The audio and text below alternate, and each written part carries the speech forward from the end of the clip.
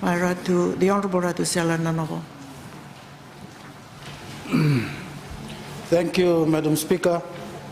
I rise to ask the question number 69 of 2015 under my name, and the question is directed to the Attorney General and Minister for Finance, Public Enterprise, Public Service and Communication. The question, Madam Speaker, is, could the Minister inform this House as to whether people with a criminal conviction can be employed in the public service? Thank you. The Honourable Attorney General and Minister for Finance, Public Enterprises, Public Service and Communications. Thank you, Madam Speaker. I thank the Honourable member for this question. The long and short of the answer is yes. Thank you. Supplementary question. Can the Minister inform this August House as to how many people have the government engaged in this regard? The Honourable Minister. The standing orders actually say that if statistical information is required, it generally is done by way of written question. So if the Honourable Member wants to have a written question on statistics, we can do that. But also, Madam Speaker, let me just state and refer the Honourable Members from the other side of the House. They need to read the Constitution. They need to read the Constitution. Because, Madam Speaker, let me elaborate. The Constitution of the Republic of Fiji says, under Section 26, it says, it's not theatrics, it's facts. Madam Speaker, Section 26 of the Constitution says, a person must not be unfairly discriminated against, directly or indirectly, on a whole range of issues, including supposed personal characteristics or circumstances or social status. Number one. Number two, Madam Speaker, Constitution of the Republic of Fiji under Section 123 states, the values and principles of the state service include high standards of professionalism, including professional ethics and integrity. B, prompt and faithful implementation of government policies, administration of laws, free from corruption. Some people may not necessarily qualify in Fiji. Efficient, effective and economic use of public resources, prompt response to requests and questions from the public, and delivery of service to the public in a manner that is respectful, effective, impartial, fair and equitable. F, accountability for administrative conduct. G, transparency, including timely, accurate disclosure of information to the public, and prompt, complete, candid reporting to Parliament is required by law. H, cultivation of good human resource management and career development practices to maximize human potential. And recruitment and promotion based on objectivity, impartiality, and fair competition, and ability, education, experience, and other characteristics of merit. Madam Speaker, let me also refer the Honourable Member to a particular law which I think the opposition is not aware of, the Rehabilitation of Offenders (brackets Irrelevant Convictions Act 1997. Under Section 7 of that Act, it says that an employer cannot refuse to employ any person by reason solely of the existence of an irrelevant conviction of that person. Now, what is an irrelevant conviction? An irrelevant conviction says that for the purpose of this act, a conviction is irrelevant if anywhere there is no direct relationship between that conviction and the particular matter in respect of which it is sought to take that conviction into account. So, for example, you do not put somebody who's stolen money previously into the accounts division or as a cashier. You do not put somebody who may have stolen as a lawyer to being Attorney General. You do not put somebody who may have, for example, been convicted for dangerous driving and put them as an LTA officer. That's the relevancy of the conviction to the job that the person has actually applied for. Now, it also says, I'm talking about direct relationship. What is direct relationship? This law is actually, notwithstanding the fact that there are some lapses in terms of the drafting, it's actually got very good principles behind it.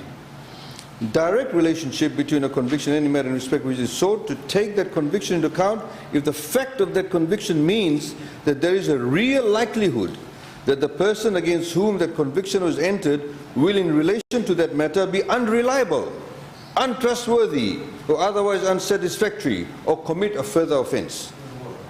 That, Madam Speaker, is what needs to be taken into account. I'm answering the question. They have asked me, when can a person be employed? Thank you. We'll just take the point of order before we continue, Honourable.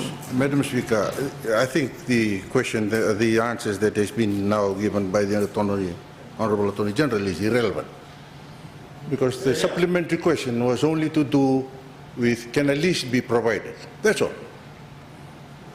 Now he's going to town with trying to educate us with the Constitution or something. Thank you, Honourable Attorney General. The Honourable Member wanted a list of all previous criminal convictions. The reason I'm highlighting the law also is because under this Act, there's also a rehabilitation period where people's previous convictions get wiped off after 10 years. So my ability to provide a list, there's also privacy issues. My ability to provide a list of persons is obviously going against the law.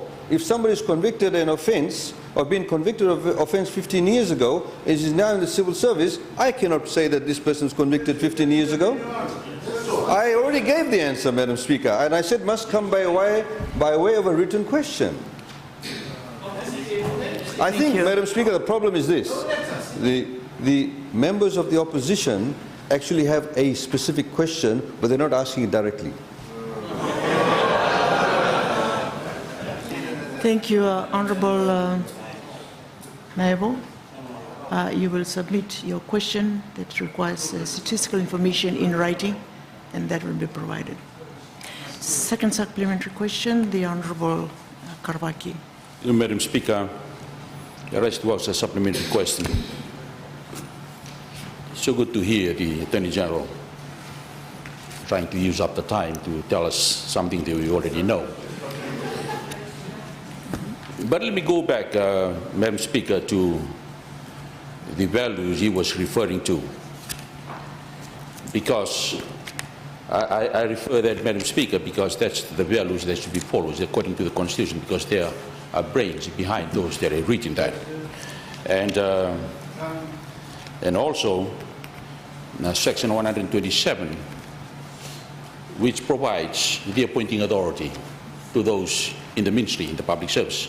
Thank you. Can we have the question, please? 123A, Madam Speaker, it says high standards of professionalism, including professional ethics and integrity. This is what probably what I would like the Attorney General, Madam Speaker, to explain.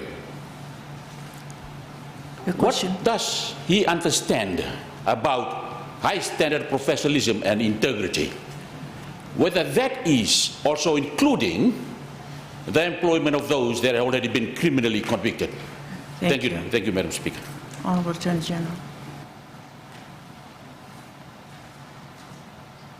Madam Speaker, I really don't understand the question, because it's supposed to be a supplementary question to the substantive question, but high standards of professionalism, including professional ethics and integrity, do not necessarily have a correlation in terms of you being able to employ somebody who has had a criminal conviction. As I explained, this is why I was taking the time to explain, because they do need to be able to understand the rationale behind these issues.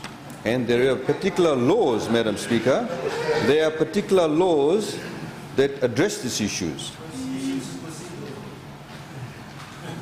The Constitution, Madam Speaker, you see, again, it is really quite perplexing, because I'm feeling like I'm addressing a group of school children. Because they really, Madam Speaker, really it feels like that. I mean, jokes aside, it really does feel like that. Because they don't read the Constitution, they're always looking for something, oh, I can do this, I can do that.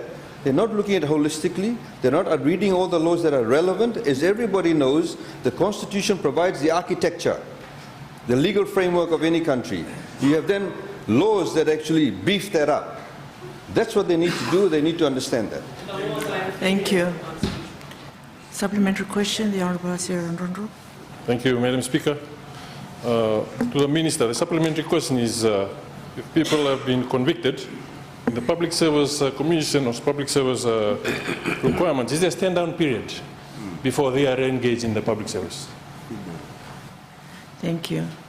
The Honourable Attorney-General. Again, I refer, Madam Speaker, the honourable member to the particular law that talks about the Rehabilitation of Offenders Irrelevant Convictions Act 1987. That sets out the general premise in terms of when you can employ a person and under what circumstances you can or you cannot. That addresses the issue. In terms of whether it's 6 months, 1 year, that's irrelevant. Thank you.